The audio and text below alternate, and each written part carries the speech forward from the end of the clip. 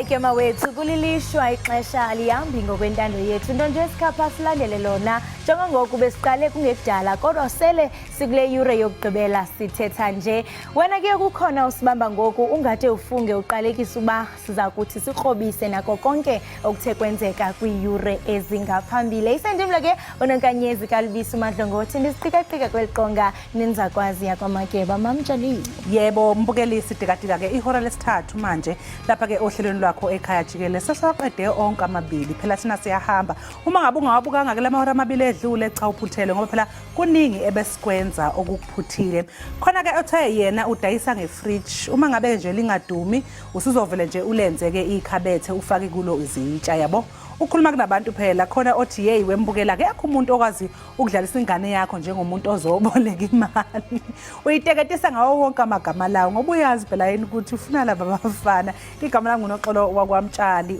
wakwamwali njengamanje mbukela ke sibheke indaba ehamba phambili leli hora.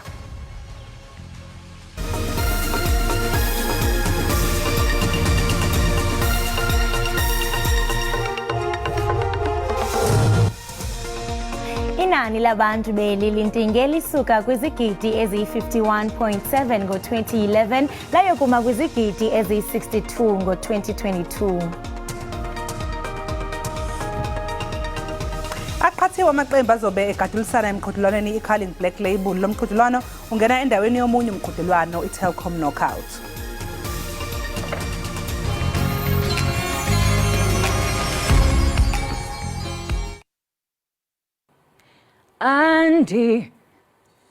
Andinanto undize kanye nkosi ndize kanye nkosi yam. Molweni makhaya igama lam ndingu Ikhona ndiyimvumi. Zenihlale ke nibukele Ekhaya Jikelele apha ku SABC Plus nonwabela izinto ezifana nezemidlalo ezendaba nazo zonke ezinye izinto enizithandayo emakhaya ningahambi.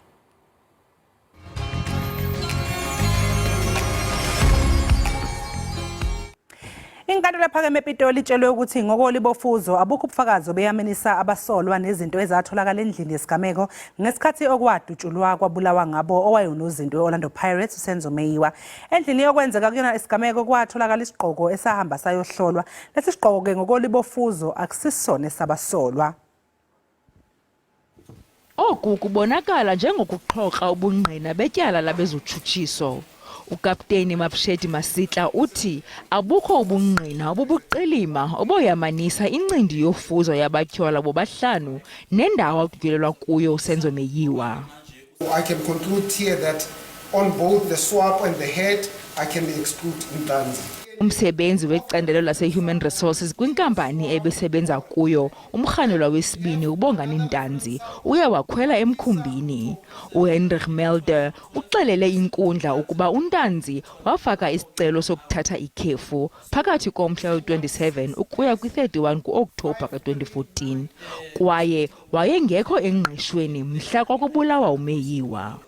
And the document I'm referring to, Your Lordship, is number 12 in the document pack, which then can confirm that Mr. Ntanzini applied for unpaid leave and he stated it was for personal problems. Kodwa amagqwetha kaNtanzi athi ikhona inkcazelo yoku. Abetshutshisi bathi bakulungele ukuqala elinye ityala phakathi kweli ityala neliza kuqononondisa ukuba ubungqina obanikwa ngabarhanelwa bunesihlahla kusini na.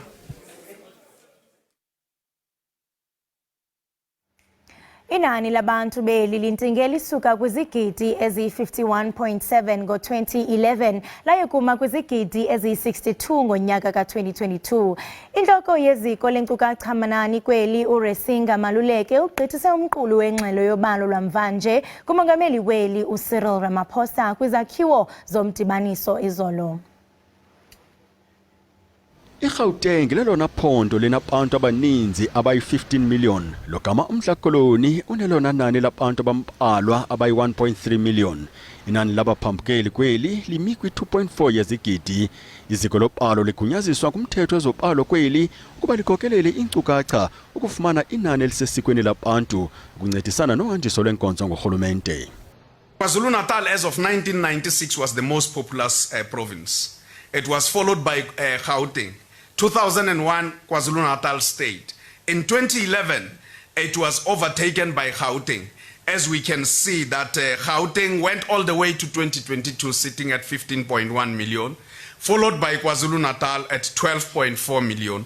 But of interest is the Western Cape, which was number 5 in 1996. 2001, the same. It came after KwaZulu-Natal, Gauteng, Eastern Cape and Limpopo.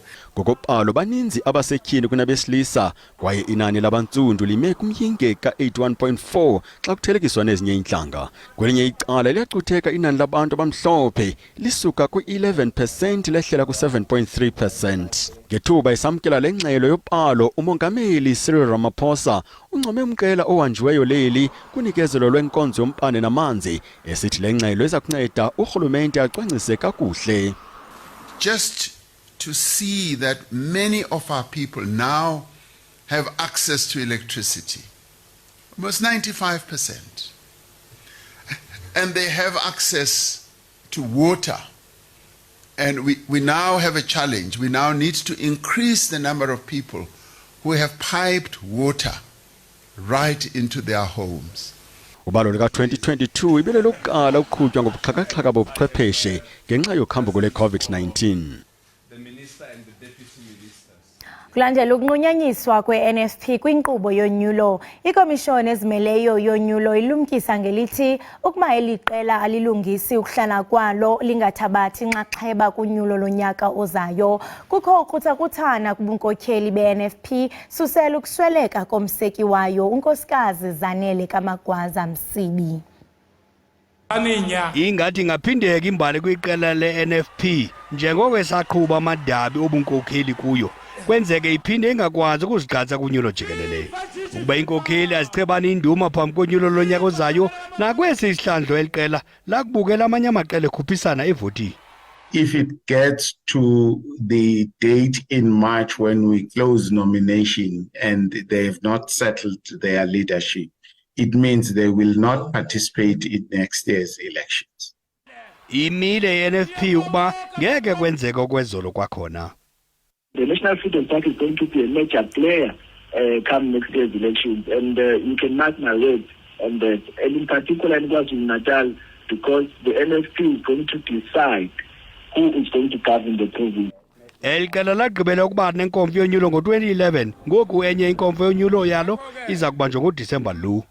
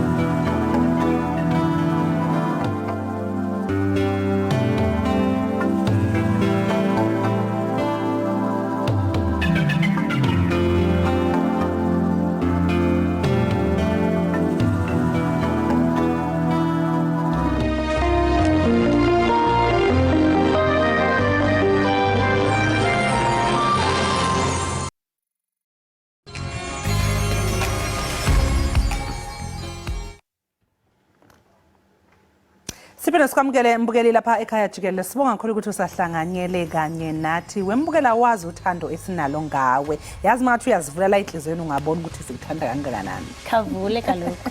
Leza uvula. Sibone abanye bethu singo Thomas khulwa ngokubona. Yes, sibone ba usithanda kanjani. Hayi kangaka. Kangangebhasi. Ngeke hayi ibhasi kodwa lihamba khona pho liphela khona. Wayengathiwa sibathana njengolwandle. Oh njengolwandle. Madlozi. Yes, sisathetha wena mamtshali ngothando. Phezolo bekuzi 10 ka October. Bekuqolaselwa iWorld Mental Health Day.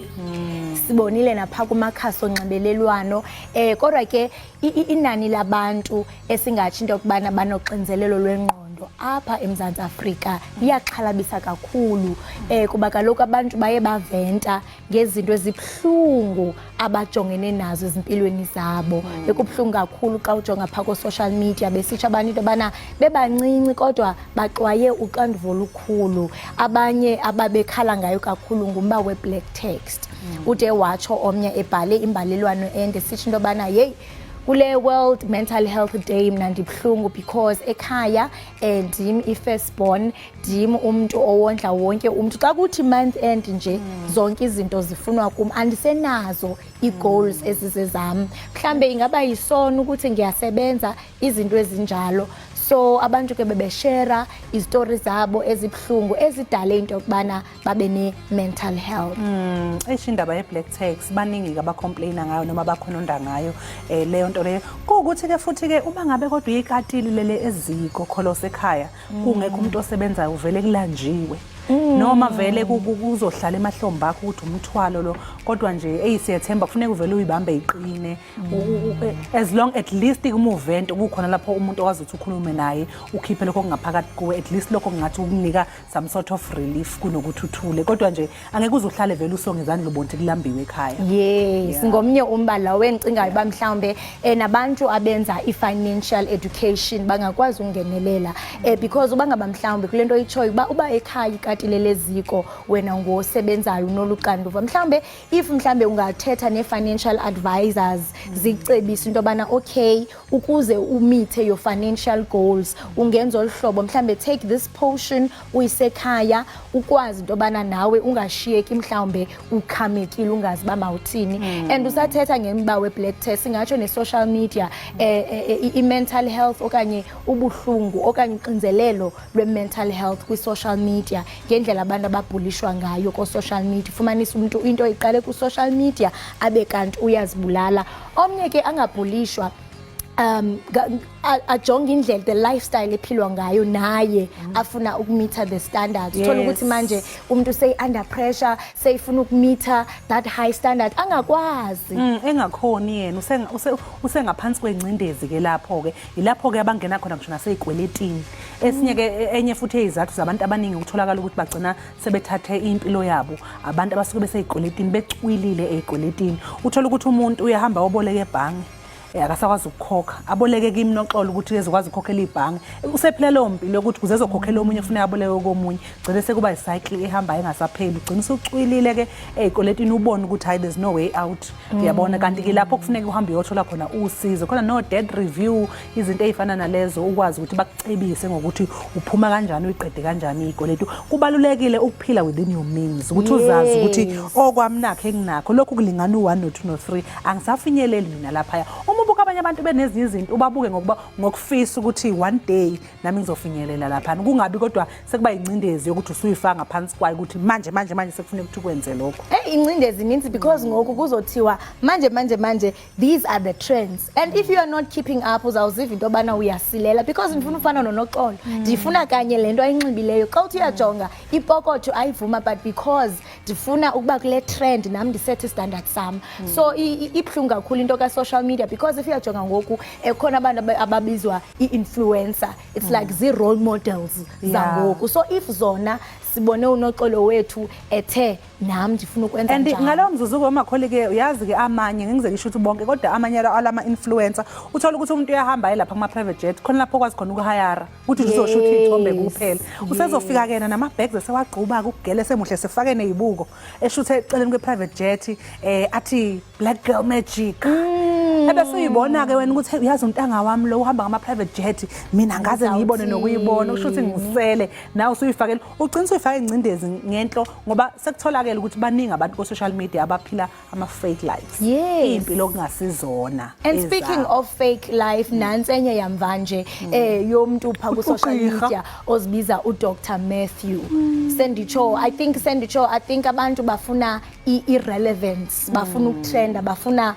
umuntu asoloko irrelevant. Sencho he went as far as faking i-profession yobugqirha. I was surprised nge-statement esusuke pha kwi-Gauteng Health Department bebuza into bana but lo muntu simbonile kwi-passage na kwi-corridor zeni kuthiwa no ebesiya kakade phaya kodwa especially Helen Joseph ebeyo creator i-content. Cabanga nanokuthi uvuka kanjani nje udecide ukuthi kusasa ngizofake ukuba udokotela ngoba mangithi ngiyavula lama video mina kholosa ngiyamuza ukhuluma ngezinto ukhipha nama advice uyawazi nama medical terms ngiyibuza ukuthi mhlawumbe wayifunda medicine ongayiqeda noma sithini istory lapho kodwa ngibona ukuthi akazi nje at all about medicine or usuke ezo researcher every time elenza content uya research on that certain topic. Abantu ke bathi ke abaphefumulayo because yamazi uTwitter une detectives zakhona abantu bathi uyagooglisha njengokuba egooglisha into yakhe isabu auto-tune ihlezi lapha uyafunda ke yena. Yes, because na kwi live yakhe yaphezolo uthe xa ibuza umbuzo wathi give me 15 minutes.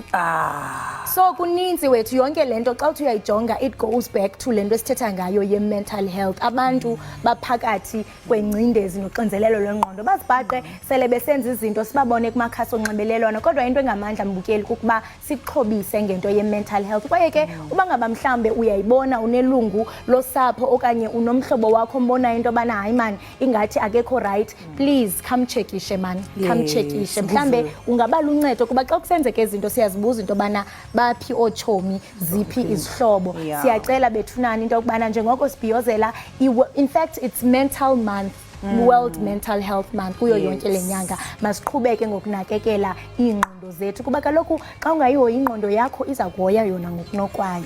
Okwamanje ke mbukela siqunga sedolo sizobuya nje ke emva komzuzwana.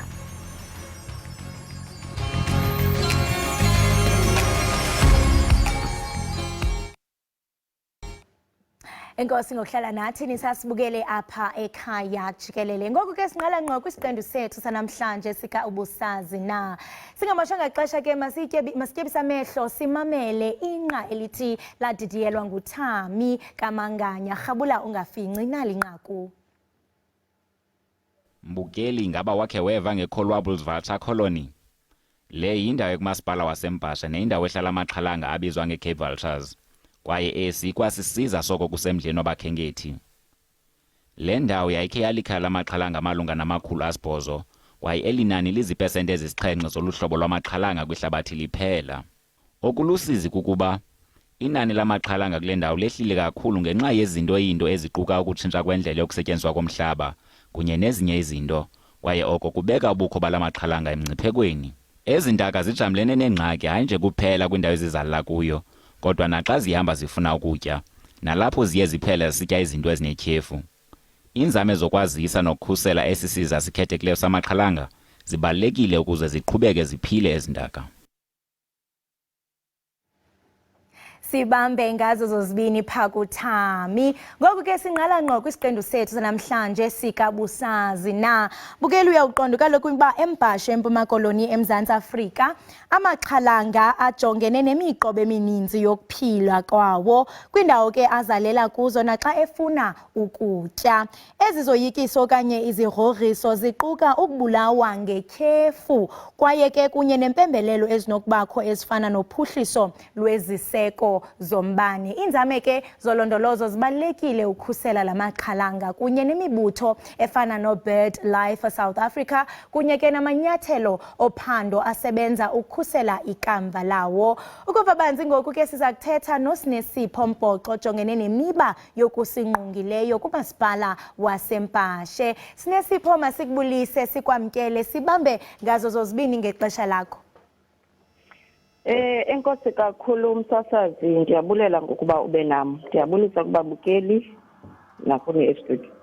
sibambe ngazo zozibini. Ungakhe nje usichazele ngembali kunye nokubaluleka kweCollie Wobbles Vulture Colony kulommandla, ingakumbi ke ucacise umbukeli ofuna ukwazi into okubana xa sithetha ngeCollie Wobbles sithetha ngantoni. Enkosi kakhulu umsasazi, esiba usitsho singabaphangeli basembashe, umbashe ke othi afumane eligama emveni komlambo ongumbashe river. Okumnandi ke ngalomlambo wena msasazi wami into yobana lo mlambo uhamba kwidolophu zontathu zombashe, iDutywa, iGatyana kunye neXhorha. Eyona nto imnandi ke msasazi lo mlambo unendawo entle kakhulu le uthi uthetha ngayo uthi yiCollie Wobbles Vulture Colony. Le ndawo iphezu komlambo ongumbashe, inendawo ke ethi xa uyijongile iyamyenda, inamajiko-jiko amaninzi kodwa ke amahle, le afumana igama lawo emveni kwalento ithi Collie Wobbles.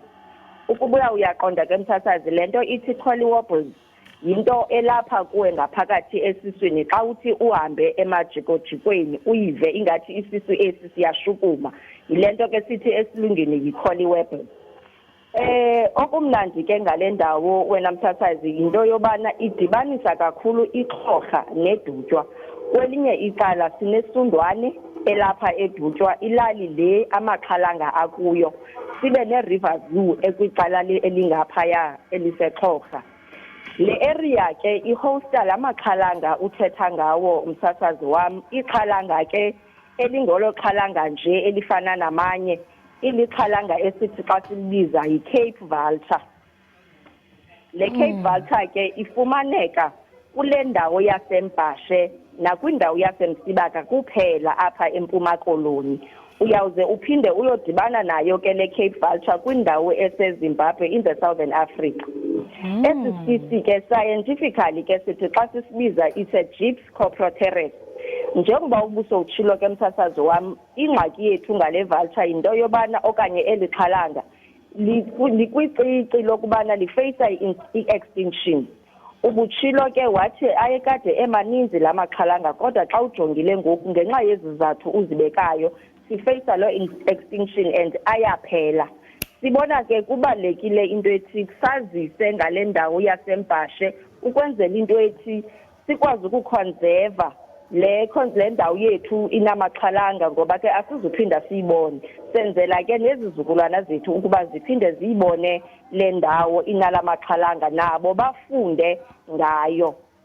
Ayiphelelanga apho ke into ebangela uba sigcine la maxhalanga. Ixhalanga linto apha ethi isigcinele indawo yethu esihlala kuyo, ngoba ayifuni nokuyibona into emdaka. Qha ke ilishwa lethu ke yinto yokuba ngenxa yezidevelopments ubuso uzithethile ngazo, abantu baye bacinge fana ukuba yinto nje elile xhalanga bengayazi into yoba ukubaluleka kwalo kukuthini. Kanti ke kuyanyanzeleka ukuba siwakhathalele la maxhalanga, siwaconserve ukuze ahlale ekhona, sinyuse kunye nenani lawo. Ayiphelelanga apho ke msasazi wami into esinoba siyayifumana phaya. Kukho ne-landscapes ezinhle kakhulu onokuthi u-enjoye i-views on top of lo mlambo sithetha ngawo sithi yimbashe river, izinto ke ezi-enhansa i-tourism yethu. Phaya ke uthi naxa sowufikile kulaa ndawo uve into yobana kukho umoya oluxolo nje okungqongileyo, ngoba yindawo esekhusini efihlakeleyo, kodwa that is very impressive in terms of i-nature lena. Singumbashe ke siyazingca ngale area kuba inyusa izinga lethu lezokhenketho. Ngenxa yoko ke le ndawo yaye yacelwa ngabahlali ngonyaka ka-2018 ukuba ibe proclaimed as a nature reserve. U-Eastern Cape Parks and Tourism Agency ke waye wayijonga lento, wabona into yoba kufanelekile ukuba ikulungele ukuba ibe yiyo le nature reserve ngenxa yalo maxhalanga. Yacela ke ukuba irelease u-Department of Rural Development and Land Reform arelease i-242 hectares of land ukuze le ndawo ibe yiyo indawo esemthethweni eyi-nature reserve. Siseklo process ke msasazi wami ukuyideclare as i-nature reserve But since that 2018, there were no objections to intention to declare eyayikhutshiwe. Sikulo process ke ngoku yoba sizawubiza abahlali senze i-community imbizo ukuze la mhlaba ajikwe ngoku alungele ukuba abe yi-nature reserve kuphela.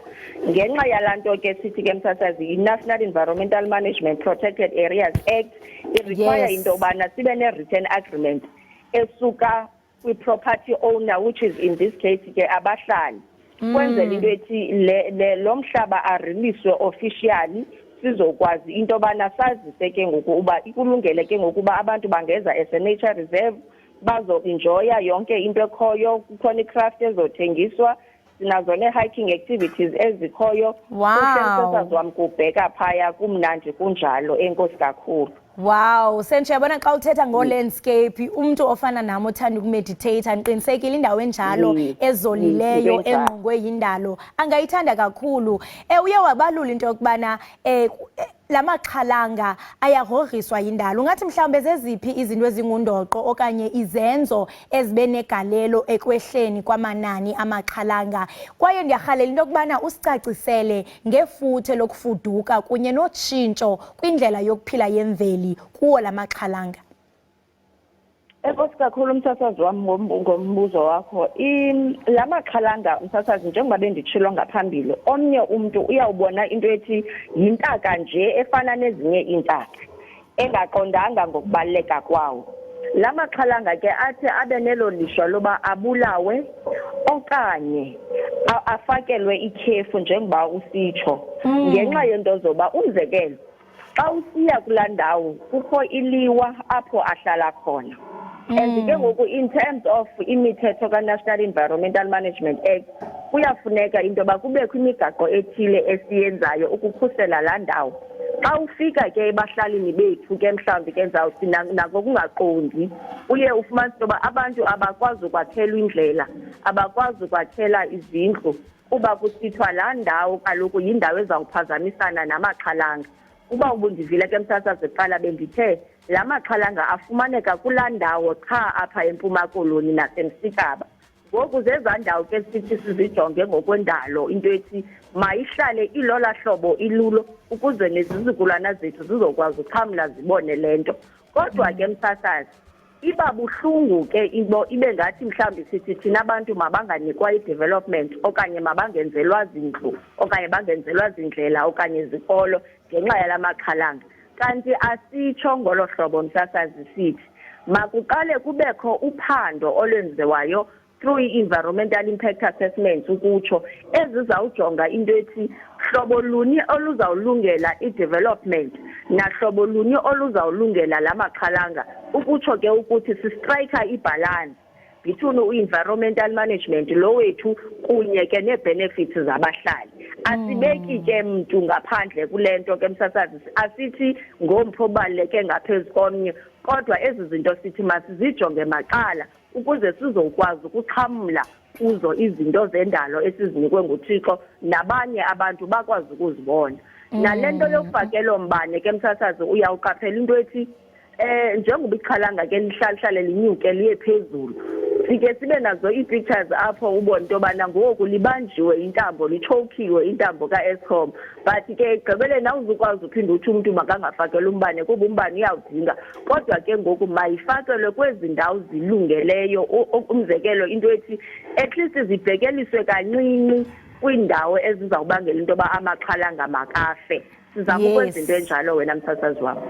Ndiyayithanda kakhulu xa uthetha nge-community development, kodwa siyathemba into yobana abona bantu abazawuthi baxhamle ngabantu esingatsho into yokubana bakwiziphaluka zasempashe kuba kubuhlungu xa kuzobakho i-nature reserve elolu hlobo but ufumanise into yokubana kuza abanye abantu abasuka kwezinye iindawo bayithabatha. Ufumanise ngoku into yobana ingingqi le yona ayibhenefithi nto. Siyathemba ke abantu abangqonge impashe ngabo abazawuxhamla kule development. Ungathi sinesipho libaluleke kangakanani iphulo lokwazisa ngamaxhalanga kunye nokubaluleka kwawo kuluntu lwasekuhlaleni, kwaye ke ungathi ngawaphi amanyathelo athathayo ukumilisela oko ngempumelelo? Enkosi kakhulu mthathazi, ukwenza ngolo hlobo ke sinazo ii-programs the community awareness esimane sisithi gqolo ukuzenza ukwenzela ukuthi sazise abahlali abahlala kwezandawo nakwindawo ezingqongileyo. Siyasebenzisana kakhulu ke namagosa karhulumente ukwenza ezo awareness zilolo hlobo ukwenzela ukuthi wena msasazi nomntana osakhulayo osemncinci abantwana ke particularly ezi ziyayithanda nalento yohamba mhlambi zizingela zifike zibulala umuntu mos uyayibulala into ngokuba ezingela ngohlobo afuna ngalo kodwa engayazi kubana lento ifumaneka kule ndawo kuphela uzawuthi xa usoyibulele ungayazi into ba awuzophinda uyibone ndawo. Siyazenza ke community awarenesses nasebantwaneni siyahamba siye ezikolweni sidibanisa izikolo nabahlali senze community awarenesses zethu. Siyasebenzisana ke mthathazi nezinye i-stakeholders zethu Eastern Cape Park Tourism Agency esibabe sentshilo kunye ne-William and Mary University ese-United States of America ukwenza i-research nokufundisa ngokubaluleka kwezi ndawo sithetha ngazo nalamaxhalanga sithetha ngawo. Asibuhlungu khona ke msasazi wami ndiyafuna nje ugqitha kulonto sinalo phaya nalanto sithi aluferat ikhala ke ukutsho kulento ithethayo ke msasazi wami kuyawuze kufike abantu bangaphandle basemaphandleni bafike balithathe elikhala ngokungekho semthethweni belixutha kubantu elilelabo uba ndingatsho ngolo hlobo which is abahlali aba. Nabahlali ke bayayenza ke lento yokunikeza ngelikhala bengaqondi ke phofu kwaba uxolo ke msasazi wami banzayibeka rongo xa ndisithi kubelungu abayaziyo ubona uba i-essential oils zenziwa ngalamakhala babashiye nezinto ezincinci whereas ke sithi ke nakwezi awarenesses zethu siyayithetha into ethi bantu bakuthi vukani lixesha lenu zenzeleni ezenu i-co-op nenze ezenu i-essential oils eziphuma kwikhala lasempahla lingathathwa ikhala lasempahla namaxhalanga ethu aphume emke aye kwezinye indawo. Enkosi kakhulu msasazi. Sibambe ngazibini sisitsho nje kaloku laba abantu othetha ngabo benza njalo napha esajonisi kodwa ke kuyabonakala into kubana zange bade babe kanti bayaphumelela i-community yasukuma yathi sizayithathela kuthi le development yalapha basibambe ngazo zosibini sinosipho Mpoxo ngexesha lakho sithemba into yobana iminqweno yenu njengombhashe izawuphumelela kodwa ke ingakumbi iphucule okanye iqaqambise i-community yakulondawo sibambe ngazo zosibini. Enkosi kakhulu msasazi wami ndiyabulela. Lo mbukeli besithetha naye nguye uSinesipho Mpoxo nobesinabisela banzi ngemiba engqonge iCollie Wobbles Vulture Colony pha eMpashe esike mbukeli besikuphathele sona sisiqendu seubusazi na ubangaba mhlambe kunento ongathi into kubana itsala umtsalane pha kwingingqi yakho qiniseka into kubana uqhagamshelana nathi Ekhaya Jikelele ungayibona nathi siyisasaza siyibonisa apha kwinkqubo yethu kanti ngoku masithi qhwi pha evenkileni ungayindawo ubukele Ekhaya Jikelele.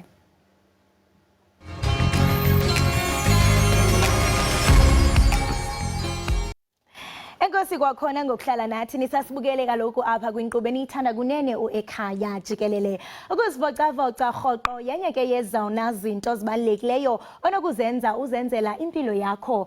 Oku kuzivocavoca ke kunokunciphisa umngcipheko weemeko zempilo ezininzi ezifana nokuba mkhulu, isifo sentliziyo, uxinzelelo lwegazi oluphezulu kunye nesifo seswekile. Ukuzilolonga ke okuzinzileyo nongatshintsha-tshintshiyo kukwaphula impilo yentliziyo kwaye kuncede nokwakha nokuqinisa amathambo. Oku ke kungokwengxelo epapashwe ngumbutho wezempilo wehlabathi. Ngoku ke siza kuthetha nomqeqeshi wokuzilolonga umzimba uRegis Khosana ukuba asinike iingcebiso ngezempilo malunga nokuzivocavoca. Mr. Vocavoca. Yebo. Unjani Regi? Ukhona njani? Ndiyaphila nami ndiyayithanda ke le section yokuzivocavoca into ethi abantu bethu abasibukeleyo bazoba sempilweni. Ungathi mhlawumbe usicacisele ngokufitshane nge-aerobics exercises thetha ngantoni? So aerobics exercises ukuzivocavoca in a controlled environment to music in a group exercise so abantu abaninginyana ne-exercise different types of exercises mara in a group. Oh nizenze in a group. Yes. Ungathi mhlawumbe zeziphi i-benefits umuntu angathi azithi grasp xa inoba mhlawumbe azibandakanye with this type of exercise? You lose weight, uba hot, you look younger. Oh, I'm telling you. But again, i-health benefit ekutheni you avoid isiza ngani avoid lama izifo lezi ezikhona bo high blood aboshukela nani because zibangwa ukungadli ukudla wrong nokunga exercise. So if you exercise you avoid lezo ke. Futhi nje you lose weight, you sleep better. You feel good, uba sexy. Yeah. Saba well. Kukhona ke ngoku ukwahluka kwezi exercises because sine aerobics, sibe anaerobic. Ungathi nje usinabisele umahluko phakathi kwezi zibini. Aerobic, we push to 60 to it's all about heart rate. 60 to 70, that's your heart rate. You can still exercise, gahle, ungazi push it too hard. But anaerobic, usugu push to 90 to 100 maximum heart rate. So you work too hard and too fast. But there you can only do it short and just push kakhulu. So umehluko low. La, we exercise in a safe zone, heart rate low, ngapha push kakhulu ku anaerobic where you go fast. So the pace ezahlukayo. Yes. Okay. Sizmeasure ngama heart rate kodwa ukuthi heart rate yakho izothi 60% of your maximum heart rate le usu push it to the last. So say 220 that's our benchmark minus age yakho, then you know the maximum heart rate yakho. So if I'm 20 minus 20 kushuthi I can push to 200. Okay, I love that. But ke ngoku ndiyahalela ukwazi mhlambe from umbukeli because abanye abantu mhlambe ufumanisa into bana unamathambo kanye amathambo wakhe akakaqini incamo kanye sisifo esithile. Umuntu wenza njani uqinisekisa into bana jonga nakubeni nje ndi exercise kodwa ndi exercise in a way apho nizakhuseleka khona andifuna ukuya ngamandla the next thing kuthi nkunqu ndingabisalunga. Thixo mamela ke into efunekayo consult a personal trainer izokupha ama exercises are right for wena because angithi asifani omunye unenkinga yedolo omunye unenkinga yaloku so uzokuadvise ukuthi yenza lokhu naloku la ungenzi because uzokwenza idolo lakho libe worse. So funeke ndiyenze phi kanjani kuba ka uzofumanisa abanye abantu mhlambe umuntu akayi ejimini uprefera mhlambe into bana aqale abesekhaya. So ndiyahalela into bana uadvise nomuntu uthi I'm a beginner.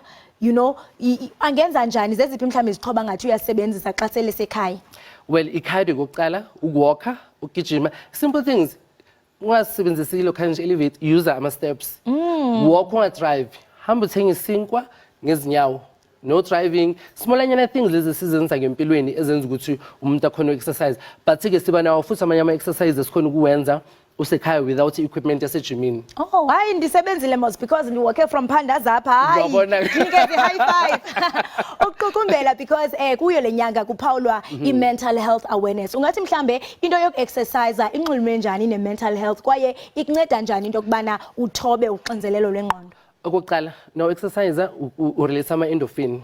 Those that feel good, ama endorphin. So immediately nakuqeda uku-exercise you feel good. I think in a way iyasiza lokhu ukuthekela i-depression uyabo and also uyazi ukuthi uma uzizwa ukuthi umzimba wakho awukho right uvedane nje uphathwe i-stress kodwa nje nawuzibuka ukuthi ayishem this hot this it also helps motivation yana. Hayi jonga siyayifuna le motivation siyibone ngo-C abeze bagcwale kuba sifuna ukuyibona kwaye ke siyathanda nababukeli bethu into bana uzawuqala ngokumqeqesha uReggie nawe mbukeli yondlala izinto zakho ubafuneka unxibile ufake ibhatyi qiniseka into kubana uyayikhulula because kuzawusha asibe hot. Yebo. Mpho ungenza ngapha sizoqala ngecardio so yenza ama star jumps. Right? Yeah, let's go. Star jumps. Relax your shoulders, tummy tucked, and in 5, 4, 3, 2, 1, and let's do a stationary run on the spot. Izinto ongazenza lezi ekhaya awudingi equipment, ungazenzela njengoba umpho agijima. Cardio, siya warm up, siphakamise heart rate, blood circulation as well. In 5, 4, 3, 2, 1, and let's go. I'm a squats, free squats, no equipment. Right. Stomach in, relax your shoulders, relax and tummy tucked. Let's go. There. So be careful ukuthi amadolo they don't go over your toes. As if you're about to take a seat. There we go. Breathe in and out, in with your nose, out with your mouth. In 5, 4, 3, 2, 1. Let's do a forward lunge. Forward lunge. And the other side. Forward lunge. You can open up your lunge.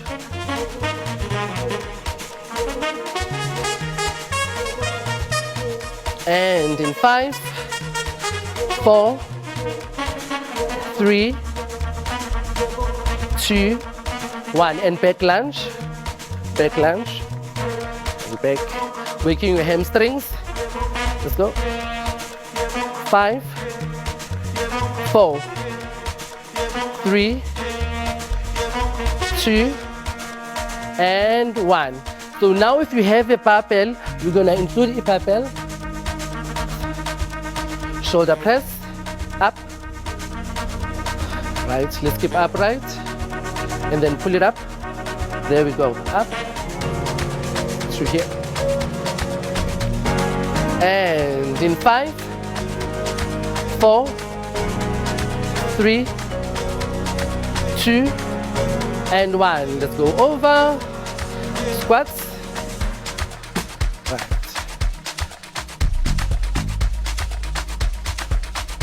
So now we're squatting with the barbell. 10 kg. So targeting glutes. If you want to have big palms.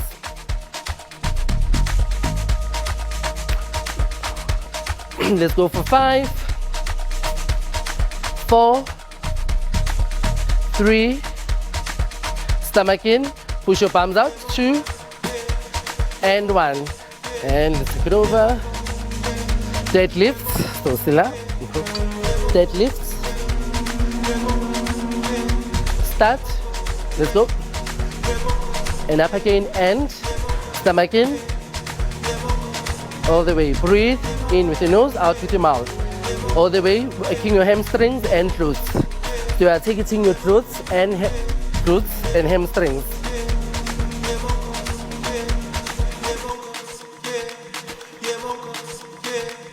And 10, 9, 8, 7, 6, 5, 4, 3, 2, and 1. So now we're gonna move over to use my dumbbells. Bicep curl. So here, bicep curl. Only your lower arm moves. And back again to the front and 5. Both arms. 4, 3, 2, 1. And then tricep dips. Soft knees, stomach in, and then push. Only your lower arm moves. Only your lower arm moves.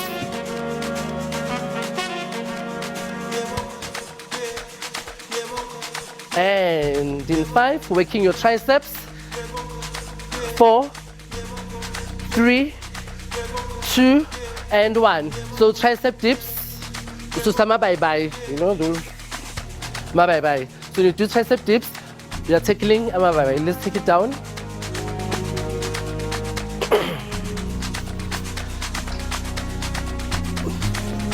Yeah, let's go. So we're gonna use the Pilates ring for my inner thighs. Yeah. Pilates ring for my inner thighs. You can hold it, Ibambela. Wey, hayi ziyabuya. Hayi ziyabuya makholi lapha ya. Uzela ama bye bye. Hayi ke sana ke. Kuthiwa ama bye bye. Kukhathele mina ngihlezi la ngingaze ngenze lutho. Hayi ke wena vele ube njalo ke. Mbukeli siyabonga kakhulu sihlanganyele kanye nathi sesifike ekupheleni kohlelo lethu ke la ekhaya jikelele. Sobuya futhi kusasa ngesikhathi esifanayo. Sibabe ngazibini siyathemba mbukeli into kubana uyazivocavoca nawe apho ekhaya kuba sifuna ulapha ngomso 6 AM apha kwinkqubo ndaba yakho SABC Plus napha kaloku kulihaye sinithanda kakhulu kamnandi.